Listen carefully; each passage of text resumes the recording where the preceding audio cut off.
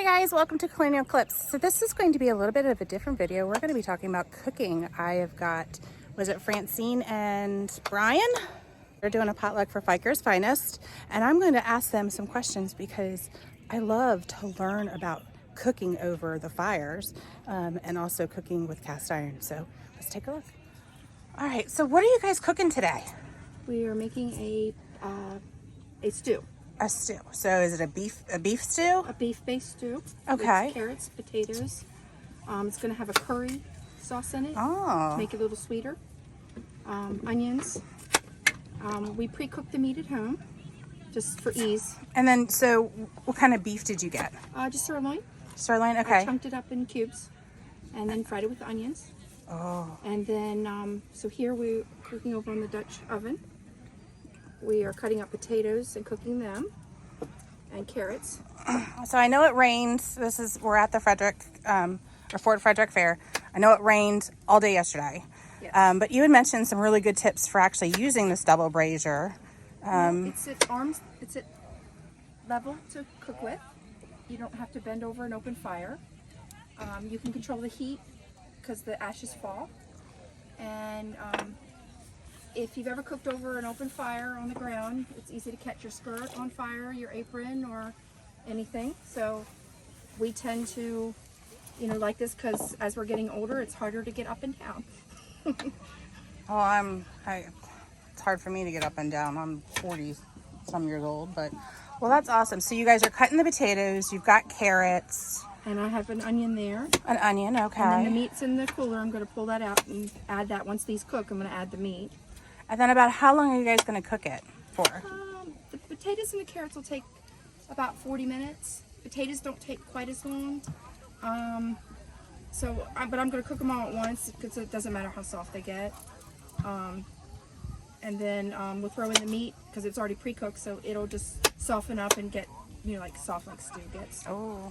And we'll add a little bit of salt, a little bit of pepper, and then we're going to add a flavored curry to it to give it a little extra flavor. Well, awesome. And then about how many people are you cooking for? 7 to 8. 8 to 10, I think. Okay. Is tonight's. But this is a potluck, so everybody's bringing food, so this is our contribution. So you guys are just doing the stew then? We're just doing the stew. So for about 10 people, you did, what was that, a 2-bag of carrots? A 2-pound bag of carrots? I probably used about maybe a little more than a half a pound of carrots, probably 2 pounds of potatoes. I think we used like almost 2 pounds of meat. And Okay. then I'll use one of that big onion. Awesome.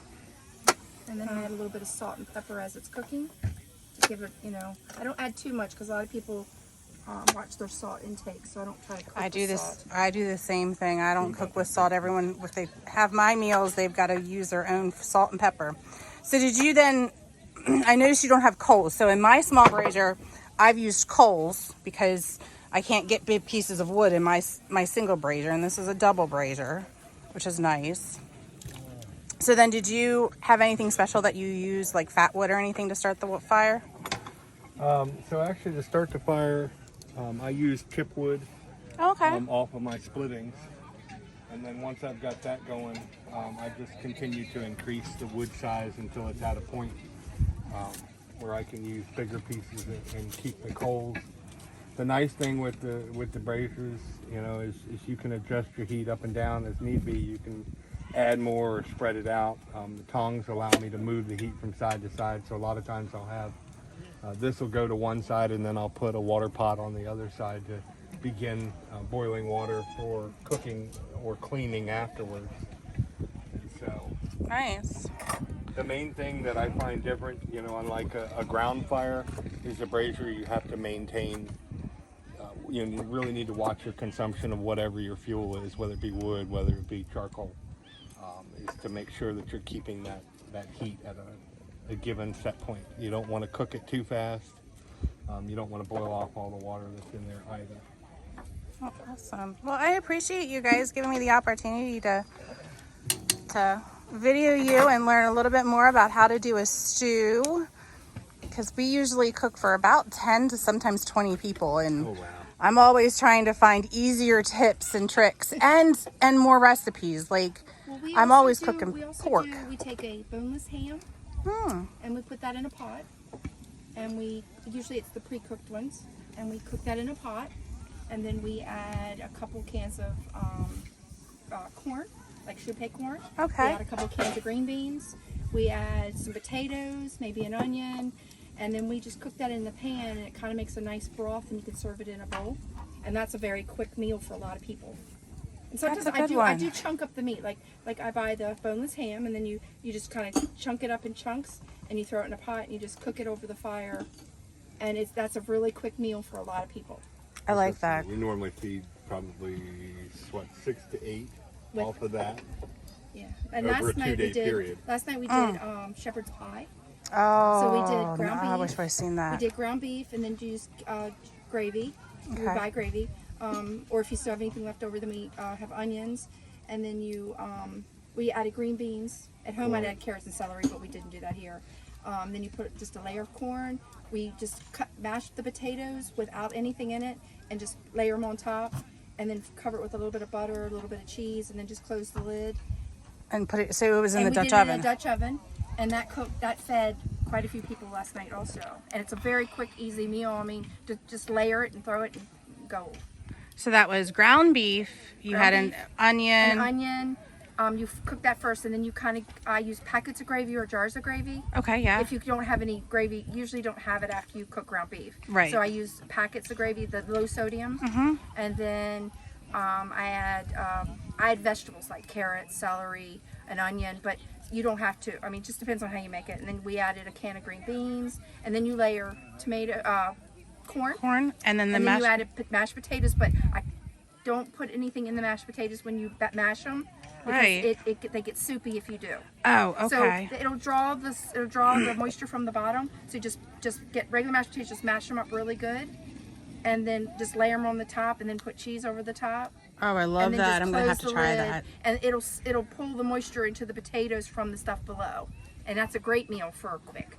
And That is fantastic. I fed like 10 people last night also. Oh, wow. So we tried to, and we do chili also. Oh, Chili's neat. the same way. We just 2 cans of this, 2 cans of that, or 4 cans, and a can of tomato paste, and ground beef, and an onion, and some tomato, a little bit of chili powder, and it's done.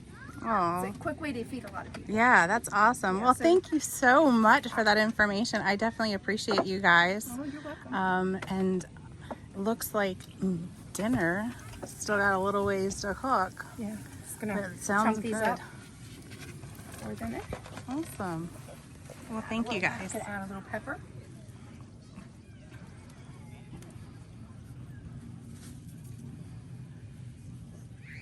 And add a little salt, because you gotta need it for the boiling. Oh, why? It's a chemistry. Water Oh. will boil better with salt. I didn't know that. You know how like when you cook spaghetti noodles and you put salt Yeah. in it? The salt is actually to help the water boil evenly.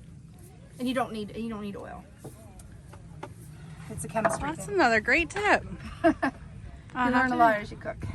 So Thank the salt you. actually lowers the boiling point. Oh, okay. Saline water boils faster than regular water. And that same chemistry that we use salt on roadways to keep roadways from freezing. Yeah. It's the same thing on the opposite side of the spectrum. Now I when feel you're trying kind of to eat stupid 'em. for not knowing that. I mean, I never was taught that. It was just something I learned along the way. But you don't need oil. Sometimes they say, Can we top it? please. You don't need the oil because the oil just makes it slippery. You need the salt to make it. You always need the salt. Awesome. Well, thank you guys, and welcome. are we looking forward to dinner?